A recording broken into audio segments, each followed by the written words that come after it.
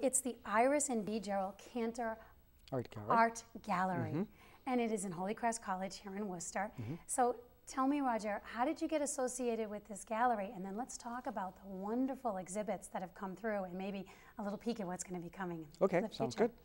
Well, I've been there 9 years now. I came from California, the University of California at Davis. And what is your official title? I am the director of the gallery, and which means I wear, last count, 1,000 hats. So it basically, we do everything in small college galleries like this one. We have a small collection also, in addition to the exhibitions that we run.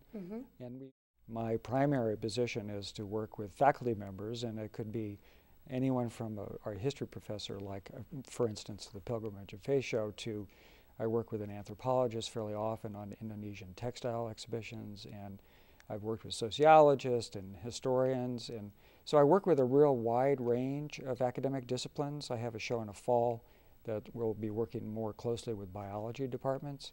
So really what I try to do is to produce exhibitions that have really a much broader liberal arts presentation to it, and sometimes so that takes us to many different places. So. The exhibits that are there, do they travel somewhere else, or do they only stay in your gallery? Well, this one, the Pilgrimage and Faith Show that we did with Professor Regan, is traveling. We organized it. We were the organizing institution. It will go on to Chicago and at Loyola University. It opens there in August, and it runs through the end of November, and then from there it goes on to University of Richmond, Virginia, and it shows in the spring of next year, 2011. Do you show students' work as well Yes. in the gallery, and do you do that at the same time every year, and how does that work? And right boy, now, does that create a buzz? Yeah, right now. In fact, we closed the Pilgrimage Show on April 1st, and we just opened on Thursday night on the 22nd, a student exhibition, which we do every year as an annual. For seniors and people in the seniors who are in the visual arts department, who are majors and who take a class. It's a year-long class, and the culmination of that class is actually to show in the gallery. Like I mentioned before, we try to do both global and local. There's a wonderful sculptor who's a resident of Worcester. His name is James Deline. We did a one-person show of James's sculpture. Did a show called Cities of Peace, which was an exhibition by Ellen Frank Visual Arts Foundation, which is down in Long Island. And she has been working on a project for about 7 or 8 years of paintings that depict different cities around the world that have been ravaged basically by either civil war or internal conflicts or full-fledged wars. What's coming around the corner? Well, there's going to be a show that opens early September. Of a gentleman who's a photographer, lives in Connecticut, upstate Connecticut.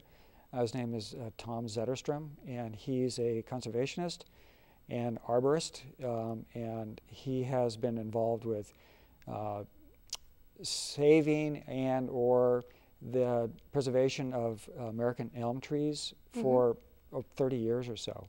And he has a wonderful body of work that are called Portraits of Trees. And it's all the species through New England states, and some as far, well, actually throughout the United States, but primarily focused on the Northeast area.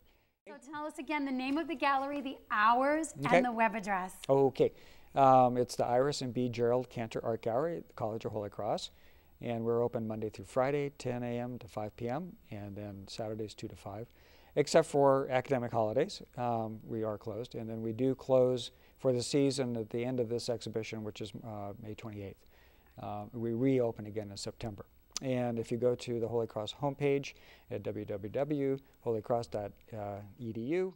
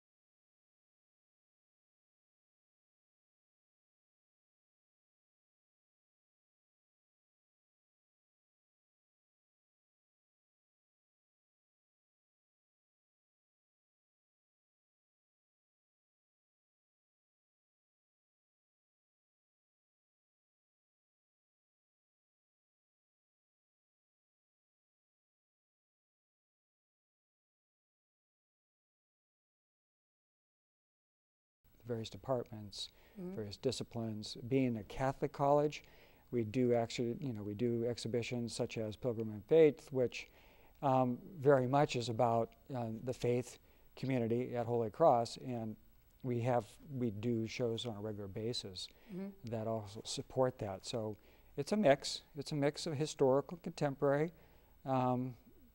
global issues, local issues. It's a little of everything. So